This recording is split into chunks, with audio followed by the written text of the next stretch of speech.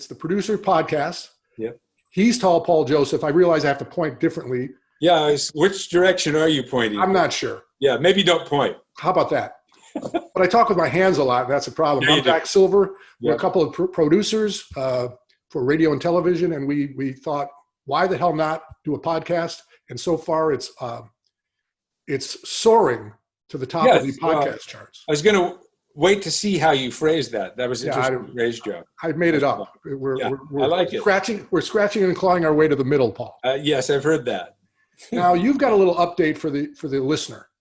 I do. I think you said you did. I not read the rundown correctly? Are you talking about my construction job going on? Yes, The that's what I'm nightmare they talking call about. a construction job. Well, Yeah. just quickly, before we get to, I'm very excited to have Commander Chuck Street with us, who has flown the airs of Los Angeles for years and years. Right. In his beautiful helicopter, and we've worked with him for years, and Yeah. just a great guy, and we're really excited to have him with us. We're going to talk to him about his career, and Yeah. also get his thoughts on Kobe Bryant. It's been 6 months since that fateful flight, so Yeah. it'll Yeah, be he's interesting. standing by. He's in the waiting room. So let Yes. me know when I should let him in. Perfect. But first, just let me briefly tell you that Yes. not only do I have cracks in my pool Oh. now they were supposed to come, they being the construction crew, after they repaired my gas line all the way around the front of my house, and they were supposed to replant with beautiful turf. The guy came and measured. Marcus was here working really hard, measuring everything. Sure he was. Yeah, had me out saying, now, is this the exact look, and da-da-da-da-da.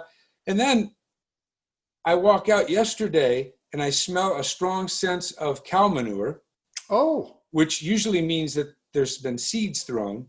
And I look down, and all across my entire length of my house is cow manure spread with seeds for grass, which was not the deal. It was supposed to be turf that was Sod. laid. Yeah, right. Yeah, sod. Oh. None of that happened. So Hmm. I had to pick up the phone and call them. And so that nightmare continues. So you asked where we were with that. Well, That's where we are. And I'm also trying to find somebody that can patch a pool. So if you know anybody, hey. Well, I'm a little short on that, but all I'll leave you with that thought is nothing really sings of summer like the smell of cow manure on your front lawn. You're right. So come on over if you want Yeah. to sit in the pool and smell that. Yeah. Well, listen, we've talked about having a guest on the show. This is our 6th podcast. Yep. I haven't had a guest, but I think you did a great job of a rare booking of Commander Chuck Street, who is a longtime helicopter pilot, traffic Yep. reporter for Los Angeles, both radio and television. Let's let him in, assuming I did it right. Yeah, bring him on in. Commander Chuck. I think I did. I pressed the proper button. And let's see if we get Commander Chuck Street in here. Is he there? There seems to be a snafu. Now, The thing about Commander is he could be flying high in the sky right now and well, that's it. not able to join us, but I think he is there. All right. Well, basically, this is the guy we're talking about. There he is. Commander Chuck right there. And you got to understand, I mean, how many years was the guy doing traffic in Los Angeles?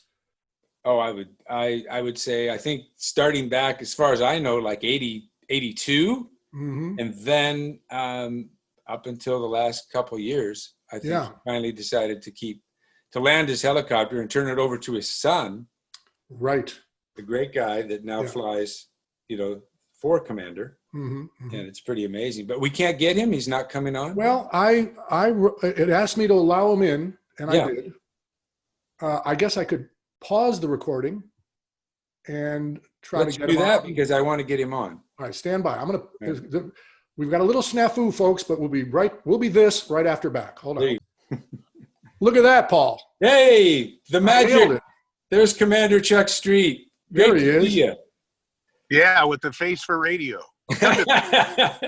No, you look great. I think it looks like you're working out or something. What are you doing? I'm actually at the beach right now. I've already done my bike ride, and I'm taking this Zoom call from my car. Look at that. Because you really have, the thing about you is you're so phonogenic, and I mean this sincerely, you've got that cockpit look to you right now. You Right, look like you're sitting in the we thought you were in the jet. helicopter. Yeah, right now. Well, I'm in the cockpit of my Chevy Tahoe. Nice. And those fly well too. I know they fly very well. Yeah, yeah. So Chuck, obviously we're all old friends. We've worked together for years, but I thought it'd be fun to just quickly go back and for you to start by saying how you got your first job in Los Angeles, and maybe even before that, how you fell in love with helicopters and what made you want to be a helicopter pilot. Well, real quickly to that question.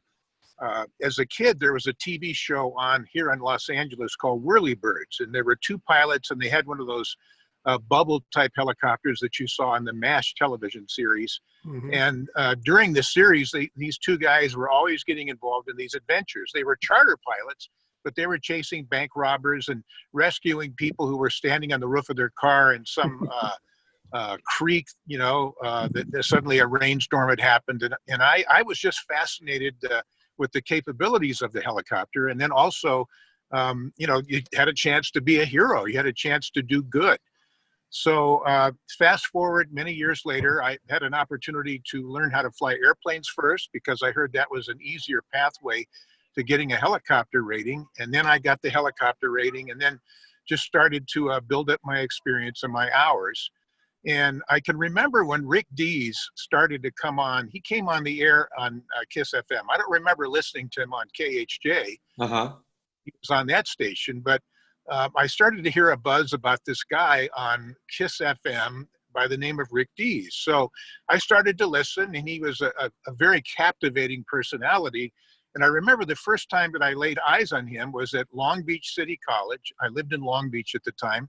And this was an event on campus that was right prior to the Long Beach Grand Prix, the Toyota Grand Prix of Long Beach, with the race on the streets of Long Beach. And so at Long Beach City College, they had this event a couple of days prior to that event where they would have push carts, and the various fraternities and service organizations on campus would enter these cars that they would push, and then they'd all start at the start line, and then they would just push them around this track in the quad of the school. So Rick Dees was invited to MC this event. Yeah. So that's the first time I'd ever laid eyes on Rick. I remember him to this day wearing black slacks and a turquoise shirt, and he had this big grin, and he clearly had charisma. Yeah. And he was very, very funny. So fast forward about a year later, I heard that he was going to be making an appearance at the Brea Mall, and he was on a tour of the Broadway men's underwear departments. High level stuff.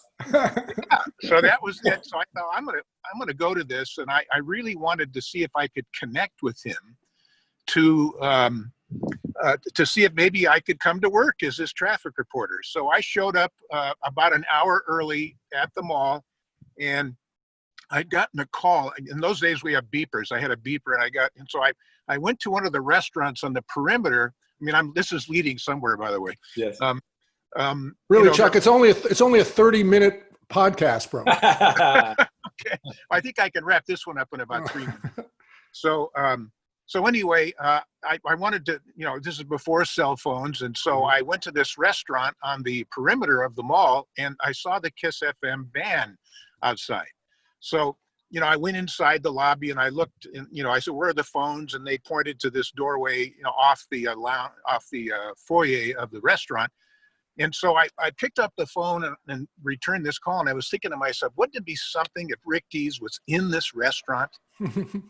Maybe I would run into him here. Yeah. So I swear to God, like 20 seconds later, the sliding door opens up, the swinging door opens up because there was another phone, and Rick Dees comes in and picks up the phone and makes a call. "Hi, this is Rick Dees." I thought, "Oh my God, I'm standing next to the guy I came to meet." So he finished his call, I finished mine, and I said, "Hey, are you Rick Dees?" He said, "Yes." And I said, "Well, I'd love to talk to you about maybe flying you to the US Festival, which is in a few days." And he said, "Yeah, I'm interested." So I gave him my card. I said, I don't want to interrupt your lunch. And then, I went over to the Broadway men's underwear department, and he showed up, and there was a big crowd. Chewy from Mente was there playing tunes. And then Rick came on stage. He was very entertaining, very charismatic.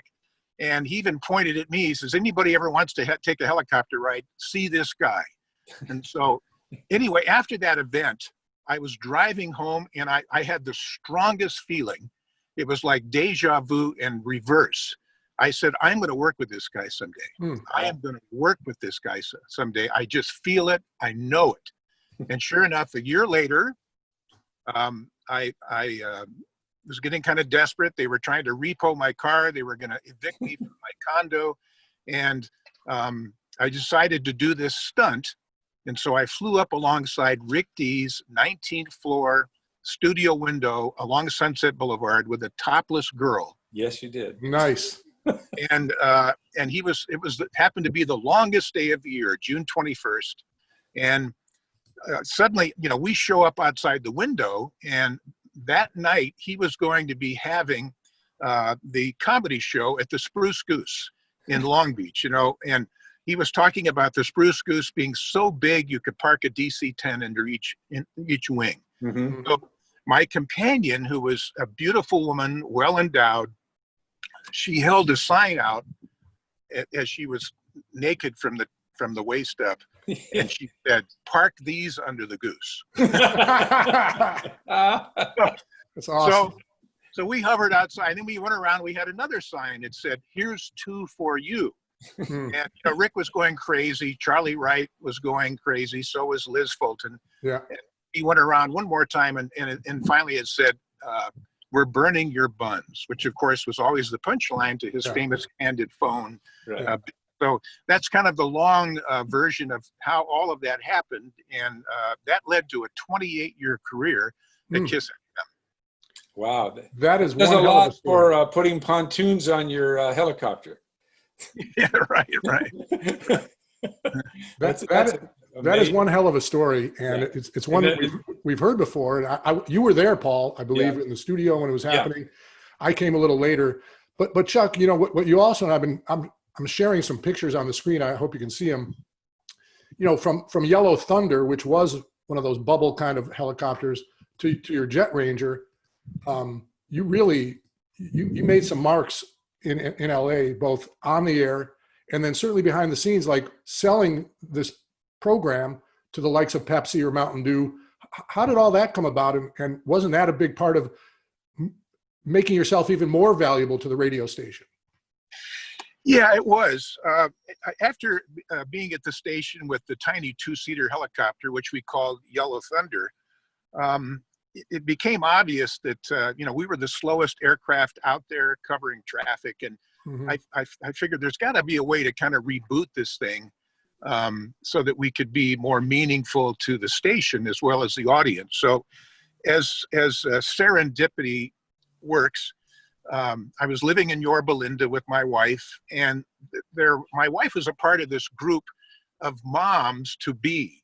That were meeting once a week, and they were just talking about future babies and stuff like that. Well, one of those moms was married to a Pepsi executive. Attaboy. That's how it works. I had a conversation with this Pepsi executive, and he was a regular listener of Kiss FM, and certainly knew who I was. And I told him that we were trying to maybe upgrade to a turbine-powered helicopter, and we'd already talked to Coke, who turned us down, by the way. And we were trying to get Unical 76 because they were one of the last service stations. But he said to me, "Do you have a deal with them yet?" And I said, no, we don't. He said, "Have you got a written proposal?" And I said, "Yeah." He said, "Could you forward that to me?" Nice. So a few days later, he called me and he said, "Hey, I think we like this. We're going to turn this over to the ad agency and see if we can work out a package." And that's exactly how it happened. And so I remember, I had to find an aircraft. I found it in Oklahoma. I snuck out of town during a weekend because we hadn't signed the contract yet with them. But it was pretty sure it was going to happen. But I found this helicopter that was available for sale in Bethany, Oklahoma, outside of Oklahoma City. So I snuck out of town for the weekend, went and looked at it, sent my mechanic the following weekend. And then we purchased that helicopter after we signed the contract, had it painted, had it outfitted with all the appropriate radio equipment. And that's how that started. And so anyway, it really became an icon. Pepsi, a lot of different products. It started out as Diet Pepsi, but most frequently it was Mountain Dew. And that's what most people remembered is the Mountain Dew Jet Ranger helicopter. Oh, yeah. And we used it in our commercials. We had fun making the commercials and using you and using the helicopter. It was such a valuable tool Yeah. for our station and for our show Mhm. that you can't put really, you can't put a value on it. It was quite a piece of equipment, and you were as well, and still are. But to go from there, Chuck, to more of a serious, I want to get your serious take on this because I value you. You are an amazing pilot. I've flown with you 100 times, and you really are one of the very best. And I always thought of you when Kobe's crash went down in the 6th month. We just had the 6th month mark of that going down back in January. It was very sad, and I immediately thought of you and what you would have done differently in that situation. That's where my mind went. And it's like, so I want to just take you through the timeline of this very quickly and get your thoughts. And as you know, it started at 9:06. They flew out of John Wayne Airport, and they were in a Sikorsky S-76B, which is not that much different than the Jet Ranger, right? About the same? Well, actually, it's a bigger helicopter. That's a 12-place helicopter. I had a 5-place, but yeah, it's a lot faster. But yeah. Okay. So they had set course for a 79-mile flight. That's the direction they were going to fly. At about 9:20, the helicopter starts circling at Burbank Airport. It's held up. And that's because flight instrument rule conditions are now being instigated, I guess, where they're saying to fly, you can't fly over the clouds, or, you know, and I guess this pilot requested special visual flight rules. What does that mean? He requested special visual flight rules there. Well, first of all, when you're dealing with air traffic control, and specifically an airport tower like Burbank, there's two kinds of sort of operating protocols: VFR, visual flight rules, and then IFR, instrument flight rules. Now, in order for something to be VFR, visual flight rules, you have to have at least 3 miles forward visibility and 1,000 feet distance between the base of the clouds and the ground. So that's, if it's more than that, that's considered VFR conditions. So the Burbank Airport was less than that. I'm not sure exactly what the visibility was, but but you can ask for a special VFR clearance, which is kind of an exception. But the only way they can let you into their airspace is if no other aircraft are in that airspace. So in other words, anything that was in there either departed the airspace or has already landed. So they circled over by the Los Angeles County Zoo for 12 minutes on the edge of the airspace, and finally they were cleared into the airspace. And by the way, I had been in that same scenario probably 100 times. We'd heard about an accident that was on the 5 right next to the airport. It was less than VFR conditions, and we had to wait until they could clear us in to look at the accident. So they cleared him into the airspace. And did you want to pick it up from there? Yeah. So at 9:30, so first of all, he's circling for 12 minutes. That's not uncommon. In your head, you wouldn't go, well, maybe I should just set it down at that point and not go any further. You would just circle. Yeah, because I don't think it was the visibility wasn't that bad, especially for a helicopter. Okay. So at 9:32, 12 minutes later, after they've been circling, controller, as you said, clears the pilot to follow Interstate 5 northwest and Route 118. Okay, up past Burbank, go around Van Nuys airports at about 2,500 feet. And that was the next section. And the pilot at that time requested flight following. Is that radar? Yeah, exactly. Real quickly. So he was handed off from Burbank Airport Tower to Van Nuys Tower. And by the way, the weather conditions there were 2.5 miles forward visibility, okay, and 1,100 feet between the ground and the base of the clouds. Now, I flew in those kind of conditions all the time as a traffic reporter. That's helicopter flying weather all the time. That's not a big deal. Right. So then he started to exit the airspace to the west and pick up the 101 westbound on his way to Calabasas. He was actually headed to Camarillo Airport. Right. So then he called approach control and asked for flight following, right? Right. And I think it's because he was so low, they were having a difficult time hearing him and communicating, and then they lost contact with him. So that's where he landed. He encountered a wall of fog. Okay, so we're there, and it's great to have you going through this with us because it really gives us clarity on this. Very so interesting.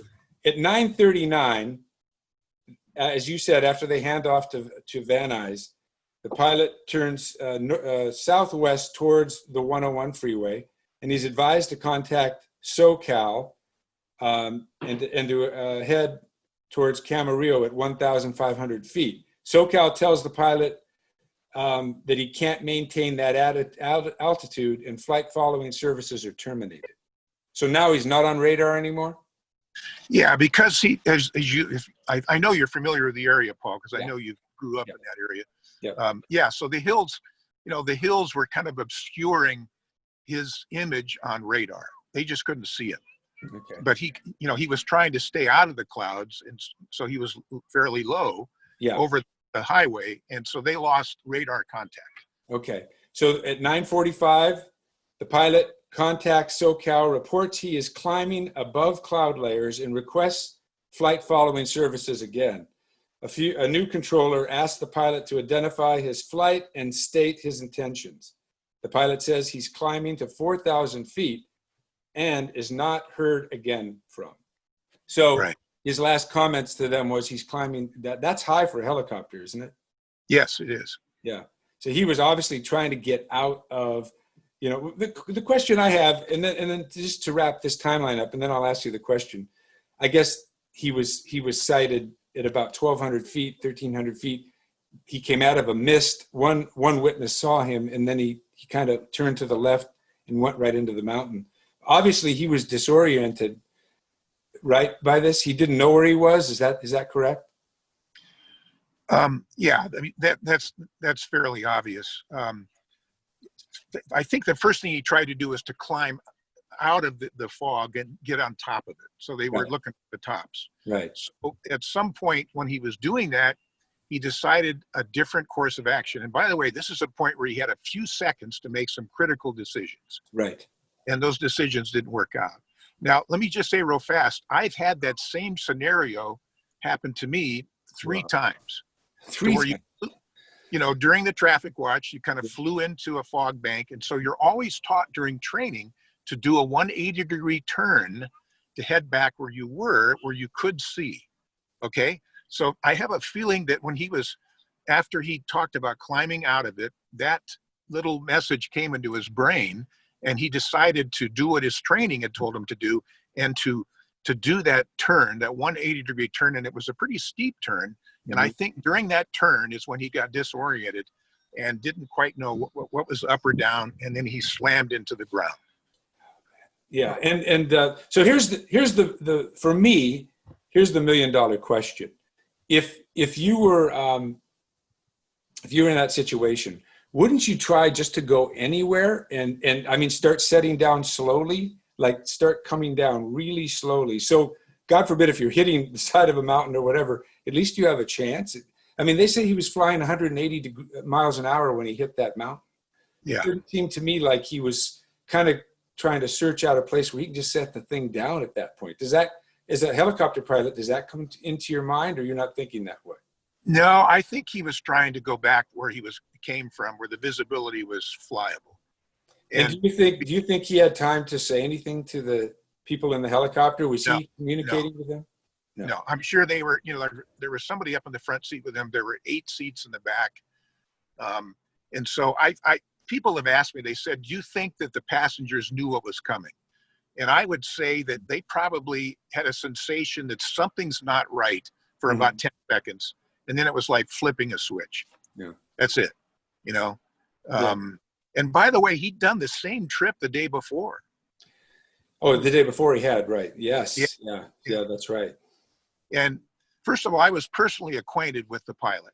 You knew him. Okay. Yeah, absolutely. And he was not a cowboy. He was not a reckless type of pilot. Mm-hmm. He took what he did very seriously. He was cautious. He was very loyal to Kobe Bryant. He had probably flown Kobe at least 100 times, had a great rapport with Kobe and the family. And again, he had a few seconds to make some critical decisions that just didn't work out. I mean, so the tragedy resulted. So I had the honor of emceeing his memorial service. Oh, that's great. And we had over 500 show up for that. Wow. So he was well thought of. It was truly an accident. And he had his own family, I'm sure, and that had to be tragic for them as well. You know? Yeah, he had a brother who lived locally. He lived with a gal who was a fantastic person. She was a respiratory therapist at Children's Hospital of Los Angeles, and actually was on the helicopter crew when they did patient transfer. Oh, wow. So they had that in common. Yeah. And well, so, what strikes me real quick, you guys, and Chuck, you told an amazing story there, and really very insightful and interesting to listen to. But what strikes me there is the fact that you did the memorial service and you were the MC. It's a very tight-knit community, right? Your helicopter pilots, the fixed-wing aircraft guys. I remember every Christmas we would go to the Van Nuys Airport and you would host a Christmas party. And, you know, my favorite thing was, you know, what time's the party start? You know, 200 hours. It's all military time. And you know, but you guys, it was a very tight-knit community. And I was wondering real quick to kind of tie a bow around my portion of it. Do you think that with Waze and the other apps that people are using, that maybe the airborne traffic reporters are more important now, less important? How do you see it as technology is moving forward? Because, you know, radio stations have a tendency to bail on stuff if it's not working, but everyone still does traffic. Airborne traffic is still important. How do you see that in the era of a Waze and other Google Maps? Well, I think since the introduction of the Waze and Google apps, less people rely on traffic reports because those apps are so helpful. Mm-hmm. But I still believe that actually having a person up in the sky in an aircraft looking at the traffic accidents and the freeways, that brings a sizzle to the presentation of the radio station. Yeah. And I think over time, a good and smart traffic reporter builds a rapport with the audience to where, you know, they can trust that person and they can count on that reporter to inform them. And so that's the thing that I really worked on. It was enriching that relationship with the listeners of the radio station. And then I also, after the example of Rick Dees, is that I did a lot of promotional events, got out in the community to meet people, you know? So I guess, so again, Waze and Google have certainly changed the landscape, but I still think there's value in having someone up there who knows what they're doing and knows how to communicate with the audience and build that credibility with them. Yeah, I would say hopefully it's not a dying breed because it is so important, but nowadays you got a guy in a traffic studio somewhere in Long Beach and he's pretending like he knows what he's talking about. And there is nothing, there will never be anything as good as Commander Chuck Street giving a traffic report. Well, no, you hit it there. And worse, they've got guys doing traffic and weather that aren't even in the city. You know, they're not in the city they're doing it on. They're just following maps and talking. It's horrible. But to tie this all together, your son has taken over kind of the company, hasn't he, for you? And he's flying? Yeah, I have two sons and a wonderful daughter. Right. My oldest son, Corbin, both sons are helicopter pilots and airplane pilots. The oldest son is actually a TV pilot, works for a company based in St. Louis, and he's been on the road for the last few weeks, filling in for TV pilots in other cities. He spent a few days in Oklahoma City. Right now he's in Pittsburgh, Pennsylvania, filling in for a guy on vacation. And then he'll go to Charlotte, North Carolina tomorrow and then fill in for a guy. And then my youngest son is an airline pilot for Alaska Airlines. He's a first officer for Alaska Airlines. So the two boys grew up around the business, and I started to let them take the co-pilot controls when they're like 12 years old, you know. Yeah. So they have avgas in their blood. Yeah, I think they do. Well, I can only add one little trinket to that story, or, you know, to tie a bow around that, which is back in the day, you lived in Yorba Linda. I came to your house for lunch one time, and Corbin, I believe your oldest son, who couldn't have been more than 5 or 6 at the time, was drawing helicopters and aircraft by hand, just hand drawing, not tracing. Right? Remember that, Chuck? You know, the kid was, you could tell he was already destined to follow in his dad's footsteps, and they're big footsteps, but I'm sure he's doing great, both of them. Yeah. And your daughter too. So really good catching up, right, Paul? Yeah. Come on, man. Commander. Well- Come back. Well, next time we'll talk about our Kentucky Derby trip and how many mint juleps you and I had. Oh yeah, that was great. I just want to conclude by saying that you guys shared an experience with me that was truly extraordinary. You know, you were there for this amazing era at Kiss FM with the personalities and Rick Dees, and I cherish those memories. So thanks for inviting me on your podcast. Oh, absolutely. We loved it, and there couldn't have been a better guy to share it with than you. I mean that sincerely. Yeah. We'll look forward to having you back. Great. Thanks again, guys. Thanks again to Chuck Street for being with us. Just one of the most amazing Yeah. helicopter pilots of all time. I mean, you and I both worked with him for years, and I'm And- not stretching it when I say he's one of the very best. Well, he was, and he really Yeah. blazed a trail Yes. because no one had done it that way, and with the personality and the reliability and all like that. That's right. Now, I know we're short on time, but there's a couple of Yeah. things, Jack, I wanted to hit you with. Yeah. Because with COVID and everything going on, Barbados. Do you know where Barbados is in the Caribbean? Well, you in preparation for this small segment, you Yeah. asked me about that. I have no idea. So what I did was I Googled a map of Barbados. Oh, perfect. So Oh, no, it's you in don't the- know how perfect this is because It's in the here's what Caribbean. I'm going to ask you. Now you can see it. You can look at it. Yeah. As I extend this offer, Barbados, because they're a total tourist destination, Yeah. and there is no way to get there now because of COVID, they're offering, if let's say you and I would be willing to go there for a year and work, they would allow us to come there, stay for a year without any problems because it's a different country and all that Mhm, stuff. mhm. We could go there. If we were to get sick or something, they would pay for our medical bills, help us with our food, anything like that, because they want people there, and they want people there so that 90% of the people that work at Barbados work for tourists. Yeah, So right. their economy's dying. Would- They would you- need people. Would you go? Would you go? No, no. Well, I won't leave my house. well, that's the thing. I mean, I all, know. the- I all mean, these, no. right? All these, incentives to Mhm. go places are great and everything, but I'm pretty much locked in this room Yeah, most of the time. Only thing, I'm happy here. yeah, and the only thing I would say would be, I've been to Cuba and I've been to the Bahamas. That Caribbean is sweet. Yeah. So if you had the time and if you could afford it, or you can get away from your job and or wife and family, Yeah. it'd be a place to go. It's beautiful there. It's beautiful. Okay, that's option number one. You've Yeah. turned that down. Option number two Mhm. is a little town in Italy called Camerata, and they are so desperate, they have thousands of houses that are empty, just empty and Yeah. rotting. So if you're willing to go to Camerata, Italy, and you're willing to stay there 1 to 3 years and refurbish the house, bring your family, whatever, they want you to come and have babies. They want to establish a new residency. Right. They'll give you the house for $1. You know, I've read about these dollar houses in Italy. Yeah. Again, I'm kind of stuck in this 10 by 10 room in my house and really don't want to go out anywhere, but Yeah. I love Italy. Yeah, Been to Rome and Florence and I love Italy. Milano.